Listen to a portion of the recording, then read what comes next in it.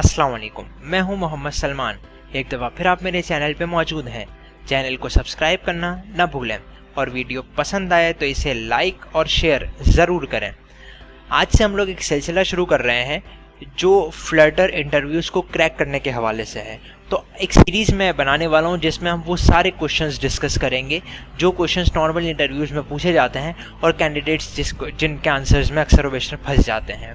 अगर आपके दिमाग में भी कोई क्वेश्चंस हैं तो आप बिल्कुल कमेंट में बताएं, हम उसे भी अपनी वीडियोज़ का पार्ट बनाएंगे। तो चलें आज के क्वेश्चन की तरफ बढ़ते हैं।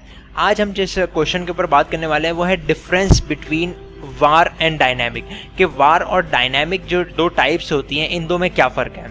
तो सबसे पहले हम थ्योरिकल समझते हैं कि वार हमारे पास ऐसी टाइप होती है कि अगर उसको हम एक दफ़ा असाइन कर दें कोई वैल्यू और उसकी जो टाइप बन जाती है, मिसाल के तौर पे मैं एक वाल लेता हूँ और उसको मैं इंटीजर टाइप की वैल्यू असाइन कर देता हूँ, तो अब बाद में अगर मैं री असाइन उसको कोई भी वैल्यू करूँगा तो अपनी टाइप को चेंज नहीं कर सकता, मुझे हमेशा उसको इंटीजर वैल्यू ही असाइन करनी पड़ेगी। लेकिन अगर मैं डायनामिक की बात करूँ तो डायनामिक के अंदर ये प्रॉपर्टी मौजूद होती है कि वो आपकी वैल्यू को भी चेंज कर सकता है और साथ ही साथ आपकी वैल्यू टाइप को भी चेंज कर सकता है। कि मिसाल के तौर पर मैंने एक वेरिएबल इंटीजर का बनाया, अब मैं उसकी अगली दफ़ा जाके स्ट्रिंग टाइप कर देता हूँ तो वो उसको एक्सेप्ट करेगा, वो कोई एरर थ्रो नहीं करेगा। तो चलें इसे प्रैक्टिकली भी देखते हैं। मिसाल के तौर पे मैं यहाँ पे एक वार ए नाम का एक वेरिएबल बनाता हूँ जिसको एक वैल्यू असाइन करता हूँ 0, ठीक है। और मैं इस ए को फिर अपडेट करता हूँ और इसको 1 कर देता हूँ। तो ये चूँकि इंटीजर पहले था और अभी भी इंटीजर है तो ये कोई एरर मुझे थ्रो नहीं कर रहा।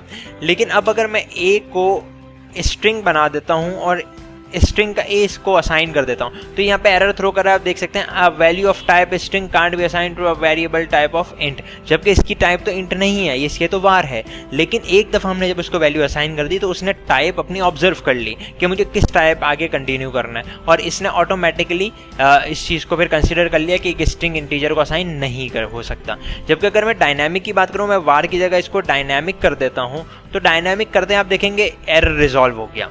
अब क्या, पहले मैंने इसको 0 एक इंटीजर असाइन किया, फिर जाके दोबारा इंटीजर असाइन किया और फिर मैंने स्ट्रिंग असाइन किया तो इसने कोई एरर थ्रो नहीं किया। और अगर मैं लास्टली इसको जब प्रिंट करवाता हूँ तो ये क्या प्रिंट करेगा, ये ए प्रिंट करेगा, क्योंकि फाइनल वैल्यू इसकी क्या है, ए है, जो आप आउटपुट में भी देख सकते हैं। तो नॉर्मली आपको ये समझ आ गया होगा कि इनमें फ़र्क क्या है कि वार के अंदर ये कैपेबिलिटी नहीं होती कि वो टाइप चेंज करे, लेकिन डायनामिक में ये कैपेबिलिटी होती है कि वो बाद में टाइप भी चेंज कर सकता है। उम्मीद है वीडियो पसंद आई होगी। पसंद आई है तो इसे लाइक और शेयर ज़रूर करें, कमेंट में अपने क्वेश्चंस भी पोस्ट करें। अपना ख्याल रखें। अल्लाह हाफिज़।